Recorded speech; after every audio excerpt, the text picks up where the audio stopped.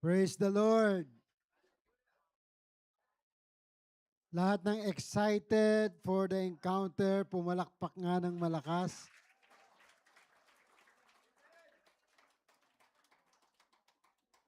Glory to God. Hallelujah. Are you ready for the encounter? This is our third week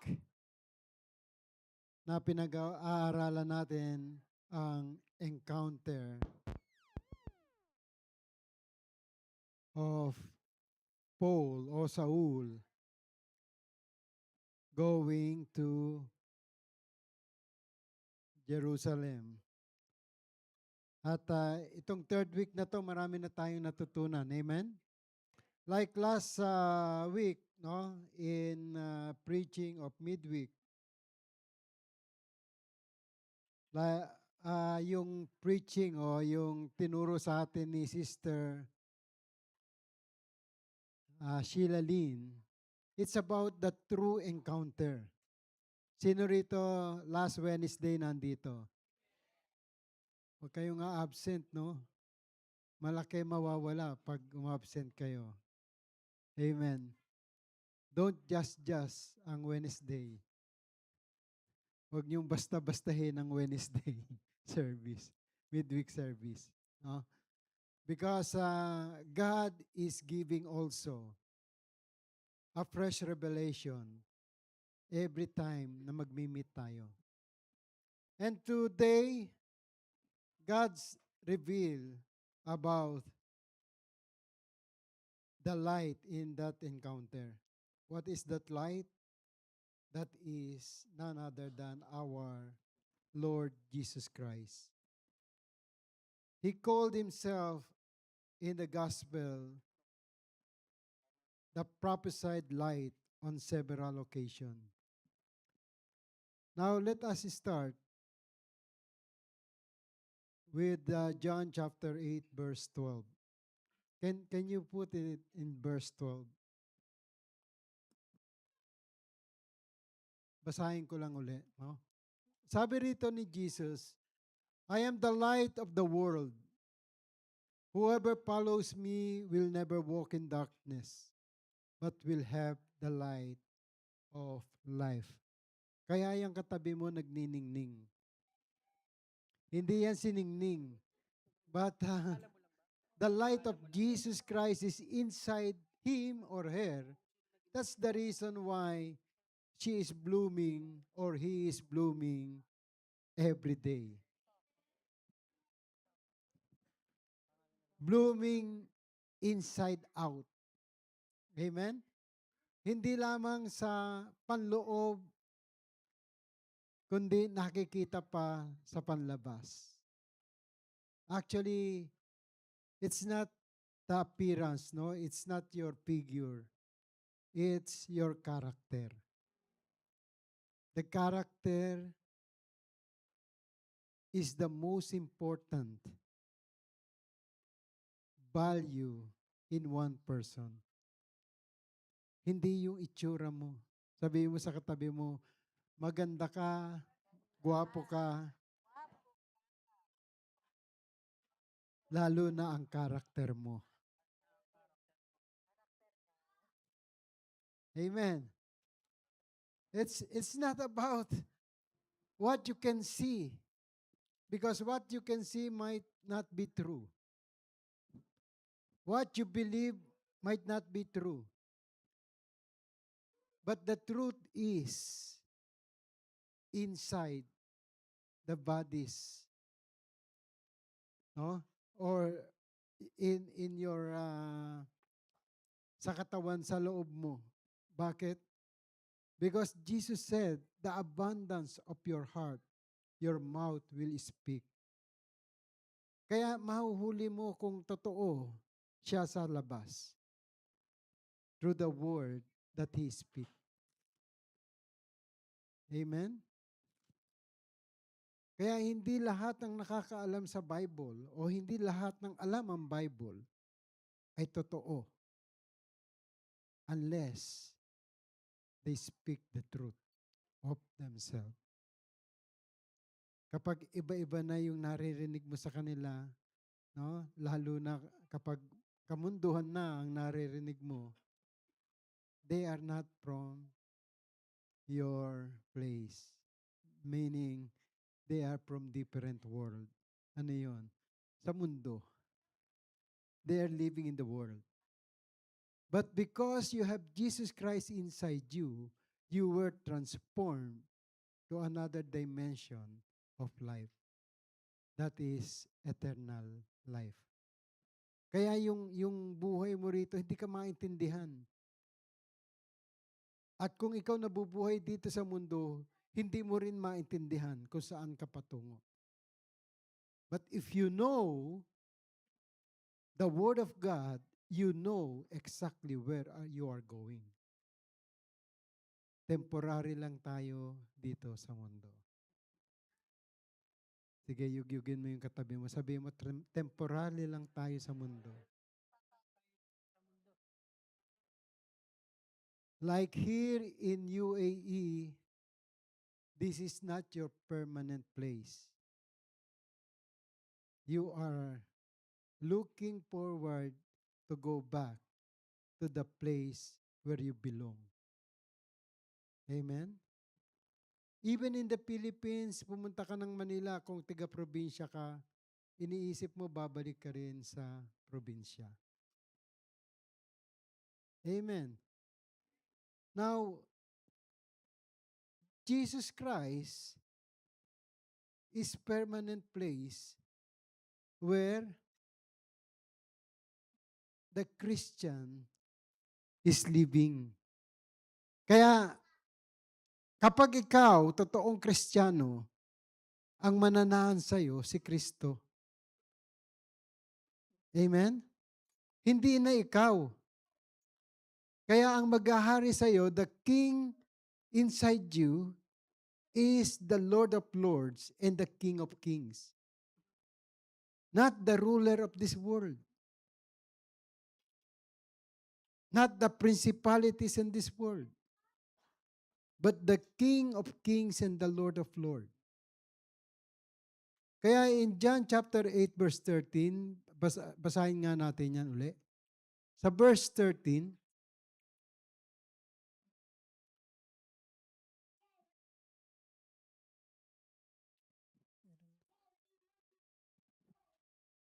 okay, basahin nyo nga.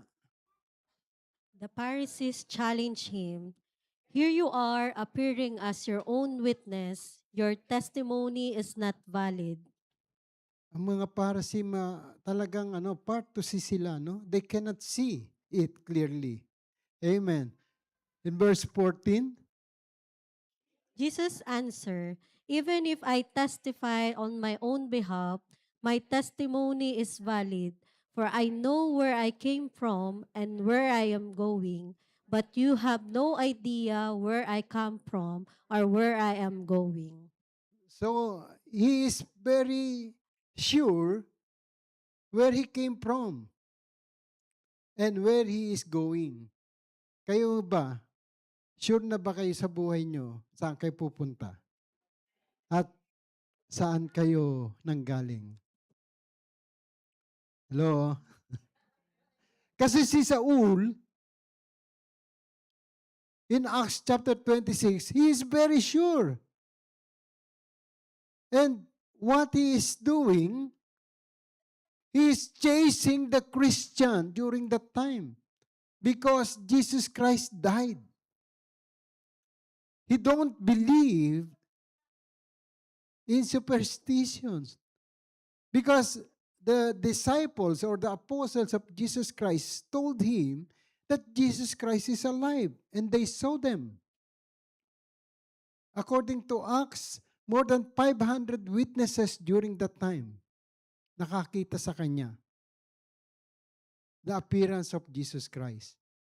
But here, si Saul, hinahabol niya ang mga Kristiyano. The Christian during that time. And he want to bring them to the proper authority to be killed. or to be punished according to the law. You know, the problem is there is no problem in the law because the law was made for the lawless people. Kapag wala kang kinatatakutang batas, no, gagawin mo yung gusto mo, that means you are lawless. Amen? But if you are under the law, you're going to be a follower of God. Because Jesus came, he said, I did not came to abolish the law or the prophets. Think it not. I did not came to abolish it, but to fulfill the law. That's why Christians also are very hard, no, to accept and acknowledge Jesus Christ for themselves. Because why? It's too difficult to follow the law. Sabi ni Jesus Christ, narinig nyo sa batas, huwag kang papatay. Pero sinasabi ko sa inyo ngayon, huwag kang magagalit kanino man sapagkat ikaw ay nagalit, ikaw ay pumatay na. Tingnan mo nga yung katabi mo. Galit ka ba dyan? Ha? Hindi ka pinautang, no? Nagagalit ka. Nagalit ka ba sa boss mo? Inutusan ka ng inutusan. Sabi mo, Sunday ngayon, I have to go. It should not be in your heart. Amen? But, sasabihin natin to justify, Pastor, tao lang po. Natutokso pa minsan-minsan. But you have to repent because Jesus said, you are already a murderer. Lalo na kapag 3 taon na, 5 taon na, 4 na taon, 10 taon, nagagalit ka pa rin sa isang tao. Abay-iba na yan. You are putting hold to the devil inside you. That's the reason why Jesus came to be the light. Si Saul, galit na galit siya sa mga Kristiyano. Kasi nga, sinasabing buhay si Jesus. And he is persecuting not the Christian, but he is persecuting Jesus himself. Tingnan nga natin ang, okay, nung ma-encounter niya si Jesus, light on the world appears. No? Number 1, during his encounter, Jesus Christ, the light of the world, in Acts chapter 26:13, sabi rito, admit they, O king, kaharap niya ang king, si Agrippa, I saw in the way a light from heaven. Ano raw ang nakita niya? Light from heaven, above the brightness of the sun shining round about me and them which journeyed with me. Now, in John chapter 8, verse 12, yung binasa natin, sabi rito, I am the light of the world. Jesus is speaking. Whoever follows me will never walk in darkness, but will have the light of life. That's the reason why it appears light. Because Jesus Christ no longer can appear to him, no, by a mere person or a man. Because he is the Son of Light. Kaya pag makakakita kayo ng mga flashes no lights in the darkness, remember Jesus. Because He is the first thing God has made. In the beginning, God created heaven and earth. And He speaks, let there be light. Because without light, there is no beauty inside this room. Amen? Nothing has made without light. Can you figure out yung katabi nyo kung ano itsura niya kung nakapikit kayo? Ah, kahit mahipo mo siya, i-imaginein mo lang ang taba nito. Ay, ste. You don't have anything. Why? If you close your eyes, there is no meaning at all. Kung siya nagpakulay ng buhok, kung siya ay nagpagupit ngayon ng buhok, or bago ang kanyang damit, or nothing, no meaning. Life has no meaning if there is darkness inside you. You know, our eyes is the windows of our soul. Kaya sinabi ko sa inyo, importante ang nasa loob, hindi ang panlabas. Sapagkat ang nasa loob, hindi mo nakikita. Ang nasa labas, kitang-kita mo. Amen? Kaya marami, parang nakamaskara. Maskara na akala mo masaya siya, pero inside, nagdurugo ang puso. Amen? Akala mo masaya siya, pero nasasaktan pala. Parang yung katabi mo. Tingnan mo nga mabuti. Nakangiti ba? Amen. Magaganda naman. Masasaya. But the truth is, what is the truth? Kaya nga, Jesus said, I am the way, the truth, and the life. No one comes to the Father except through me. Walang galing sa Ama kung di manggagaling din sa Kanya. Sapagkat siya yung katotohanan. Amen? Marami yung katotohanan tinatago. But the truth, you cannot hide. You cannot hide. That's why when this scenario of Saul saw the light, the darkness disappeared. Why? Na-experience ni Saul na mabulag siya. Even for 3 days. Amen? Yung experience na mabulag ka, it's a very difficult situation. Bakit? Naranasan ko eh.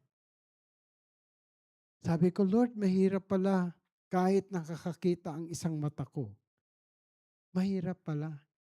Hindi balanse. Ibalik mo sa akin, Lord, yung paningin ko. Yung pala, like Saul, may tinuturo lang ang Panginoon para may matutunan tayo ngayon. It's very difficult to live without light. And the windows of your soul is your eyes. Kaya kapag hindi ka nakakakita, yung soul mo, hindi makikita ang beauty of creation ng Diyos. Kaya nga yung unang kasalanan sa Garden of Eden, taking the knowledge of good and evil, the fruit that produced the knowledge of good and evil, their eyes were opened. Ano ang unang nakita nila? Yung nakedness nila. At ano ginawa nila? They covered with leaves of the trees. Ganyan po tayo ngayon. When we sin, we just covered up. We just covered up. Sino rito nagpupunta sa bar kapag nalulungkot? Kino-cover yung kalungkutan. Sabihin mo sa katabi mo, noon yun. Kahapon pa. Hindi na ngayon. Sino sa inyo ang kapag may problema, pare ko, inom tayo. Meron akong kakilala dyan. Mabibilan. Inom tayo. Hello?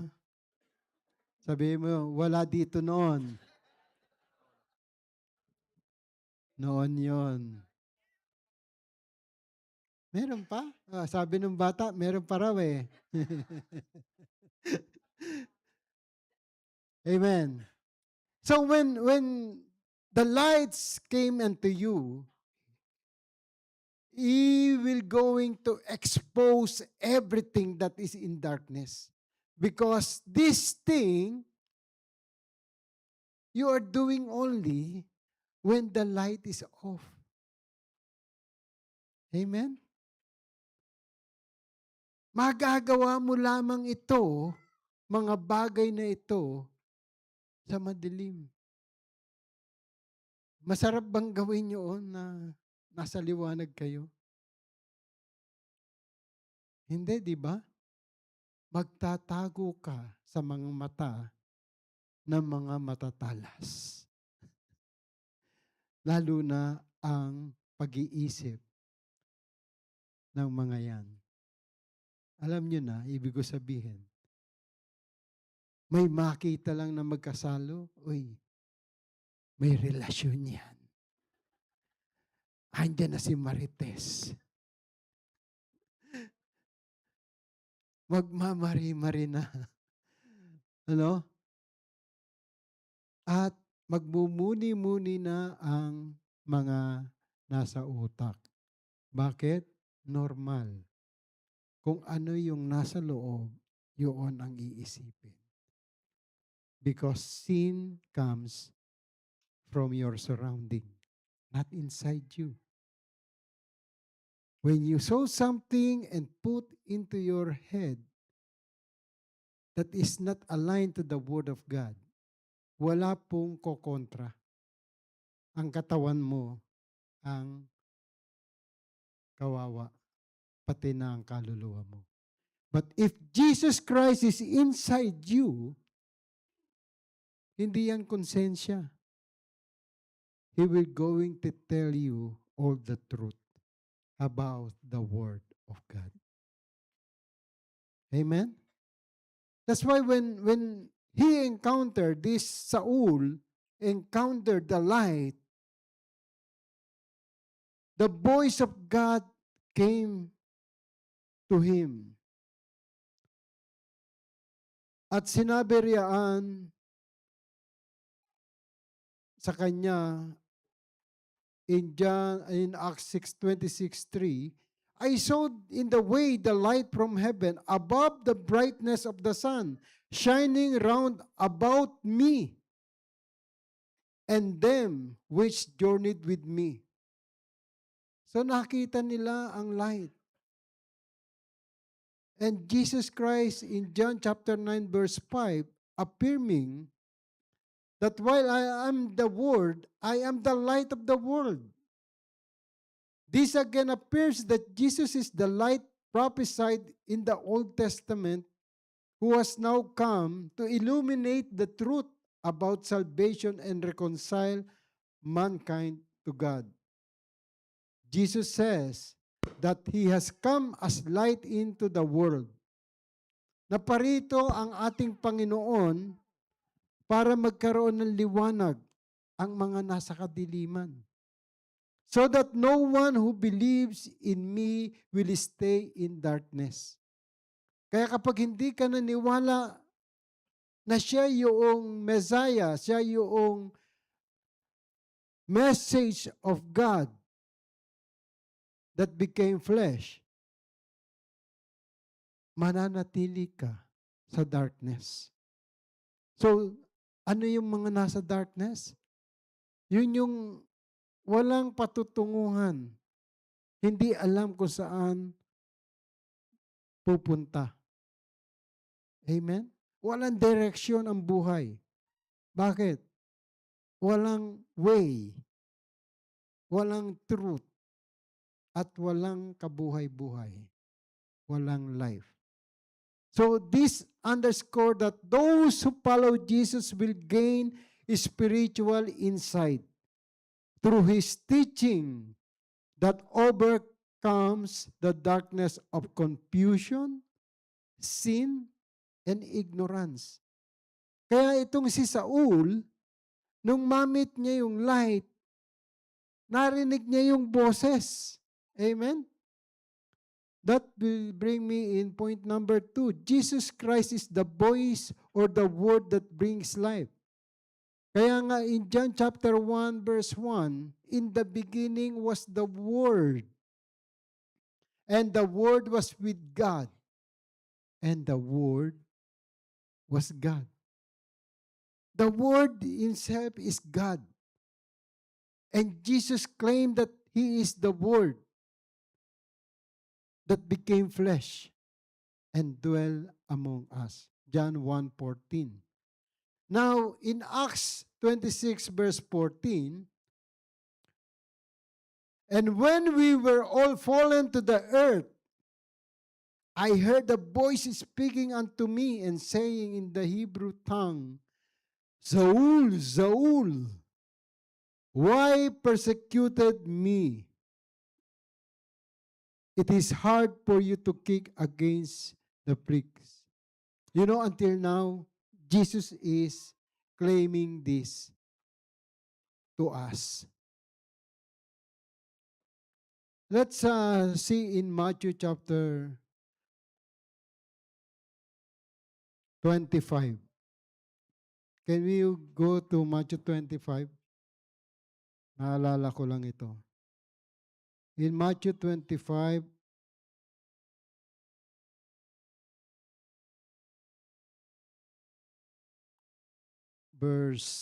beginning verse. Let's see.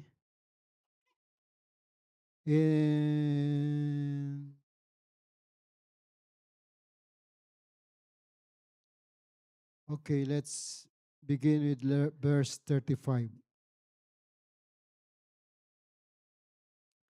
Verse 35. Basahin nyo nga. Want to go?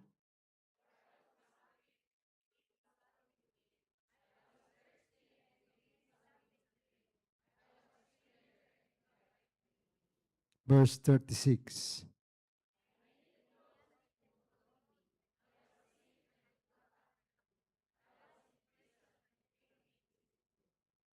Verse 37.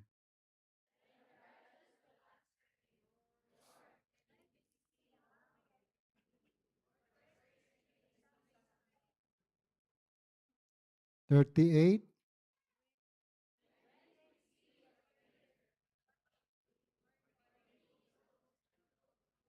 39.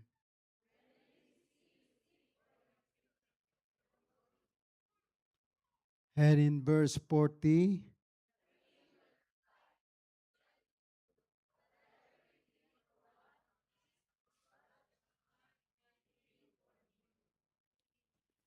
So Saul, what he all thinks, he do it for what he have learned about the law. Si Saul po masyadong matalino. Scholar siya at yung talino niya sa batas, ginamit niya ito to chase Christian during his time. To those who believe in Jesus Christ.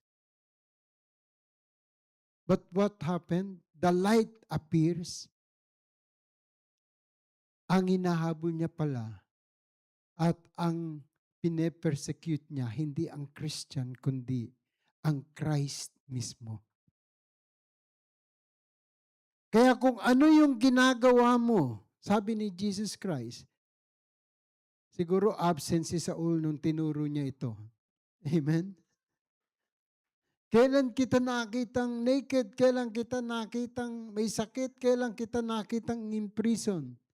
Lahat ng ginagawa mo ngayon sa kapwa mo, to your brothers and sisters, whether he knows it or not, you are doing it to Christ.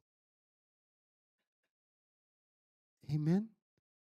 You want to persecute people, you are persecuting yourself. Christ inside you. Meron kang hindi nagustuhan sa tao at parati mong kinaiinisan. Ang kinaiinisan mo, kapatid, walang iba kundi ang Panginoon. Amen? Remember, you cannot see it unless the light appears inside you. It will reflect in your character who you are in the presence of God. Kasi siya yung light, and the light will going to reflect only in your appearance. That's why we have to imitate Jesus, the author and perfecter of our faith. We have to focus on Jesus alone. Don't care about other people. If you don't have Jesus inside you, mahirap po mag-care. Binilang ko nga yung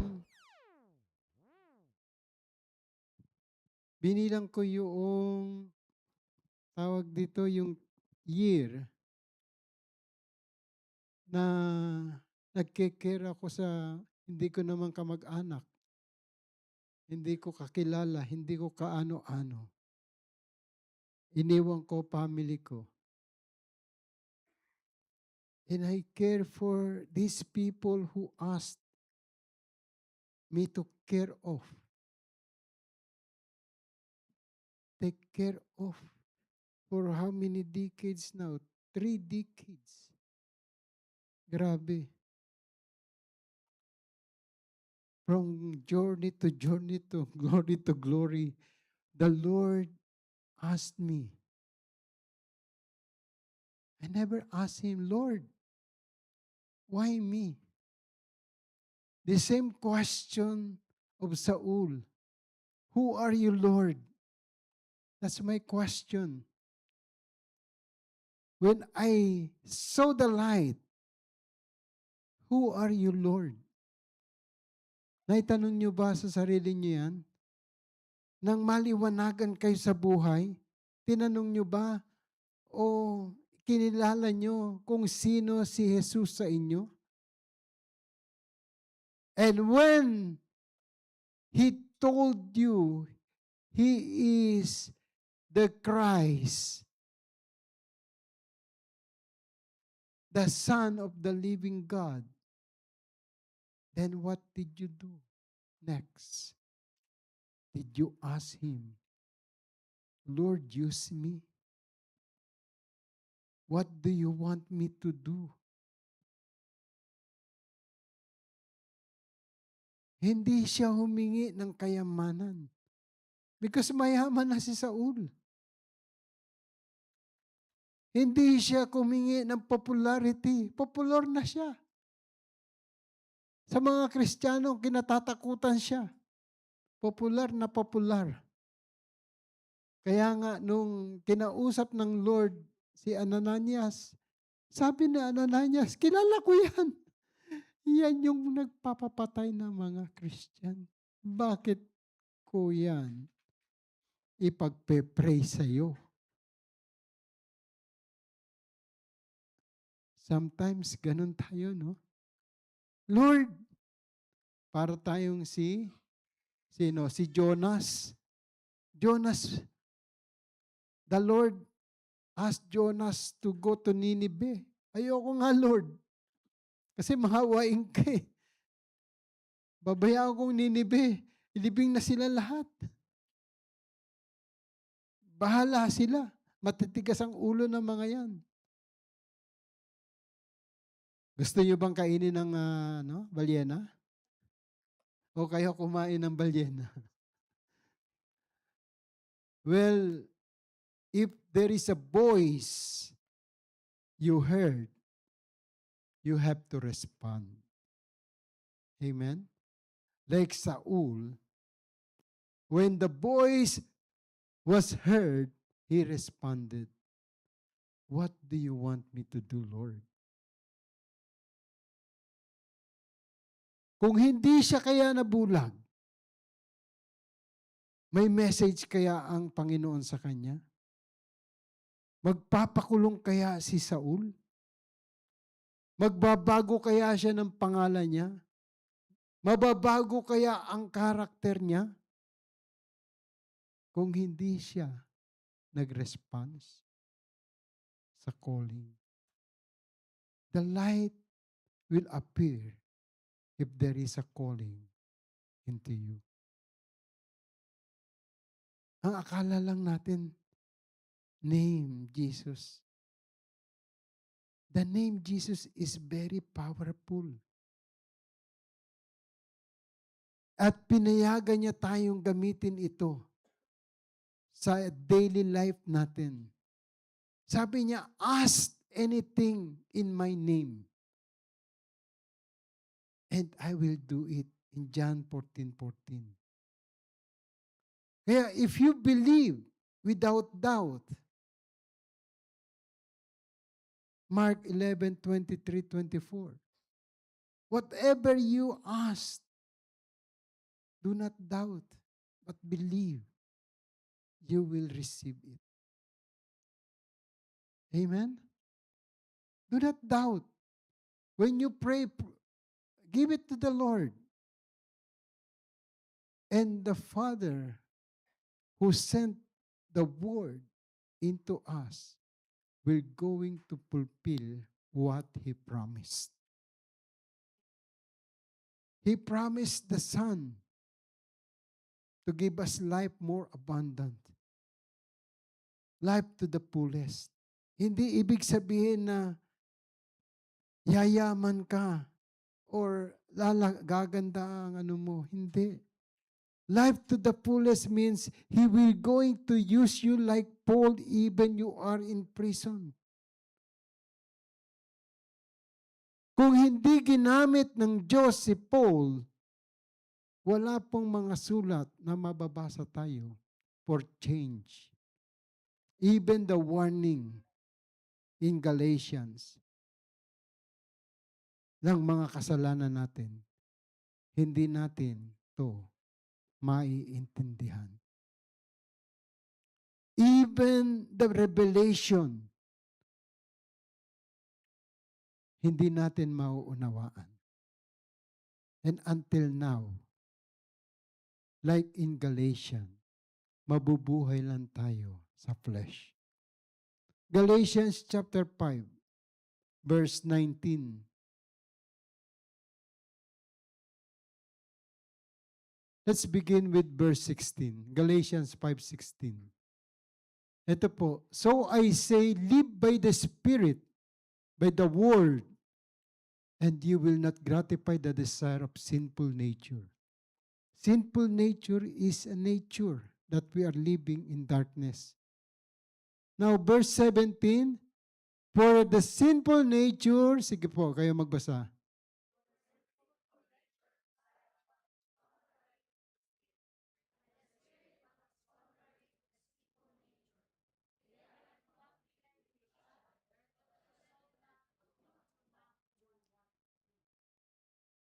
You cannot do what you want to do which is right.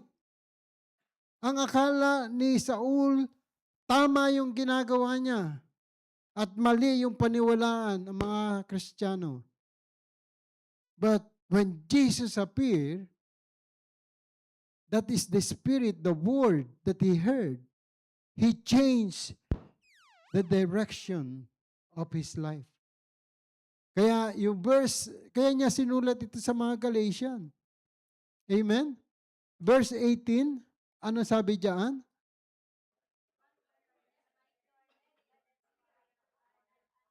Hindi na siya under the law because what he carries with him is the legal paper to punish the believer of Christ. Dala-dala niya yun. But when the light appears in the road of Damascus, then it changed the perspective of his life. Ano na yung dala-dala niya ngayon? The Spirit, the Word that became flesh. The Spirit of God. Kaya nung bumalik siya, wala siyang makita. Nung makakita uli siya, iba na yung espiritu na meron siya. He asked Ananias, baptize me. I am already a believer. Amen. Verse 19, kasi kapag sa flesh ka, sa darkness ka nabubuhay, this is the acts of the sinful nature, which is very obvious. Isa-isahin po natin. One to go.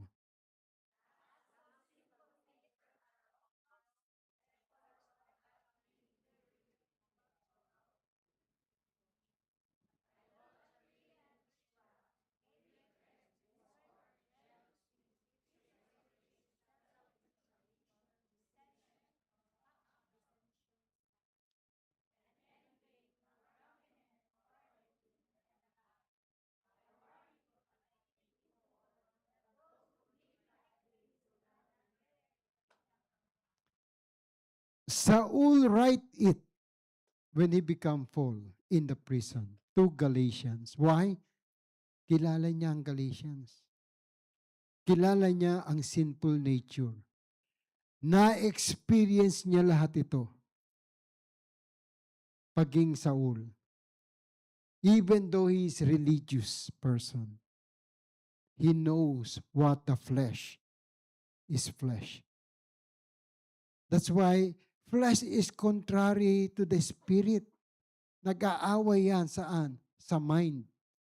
There is a battle in your mind. Gusto kong bumait. O kayo nagsabi niyan. Bakit hindi nyo gawin? Nasa Diyos ang awa. O hindi nyo ginagawa eh. Puro kayo awa. Amen.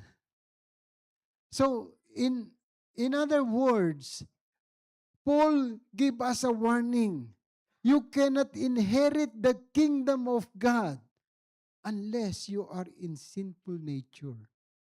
That's why God sent Jesus Christ to bring the supernatural nature to the life of Paul. And into the life of Paul, there is change. Many change. Many believe. At yung katabi mo, isa sa yan sa mga naniwala. The reason why you are here is not for you to show to pastor or to pastora yourself present. No, you are here because you want to hear the voice of Jesus, the one heard by Paul or Saul in the middle of Damascus Road.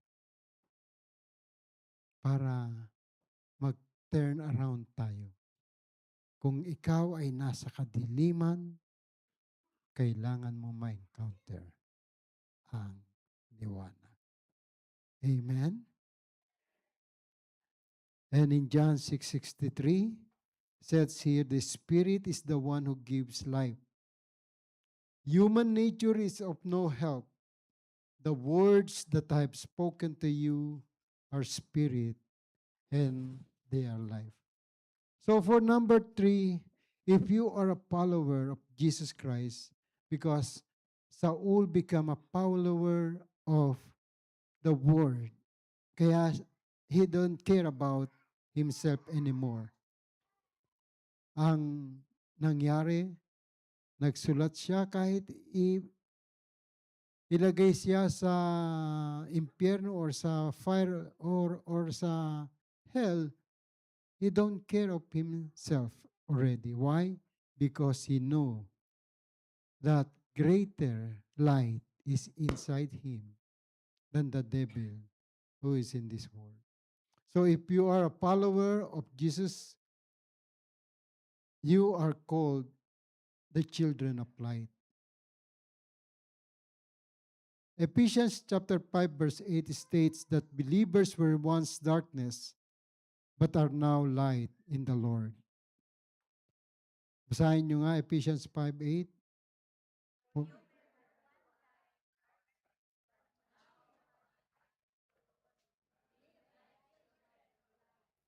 So mabuhay tayo like children of light. Also in 1 Thessalonians 5:5 also appears that Christians are all children of the light and children of the day. 1 Thessalonians 5:5.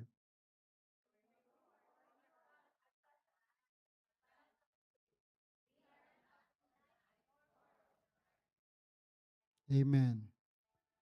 Kasi ang mga nasa darkness lang, yung mga makamandag. Amen. 1 Thessalonians 5:9-10. Okay, dito na siguro ako magtatapos. Pakibasa.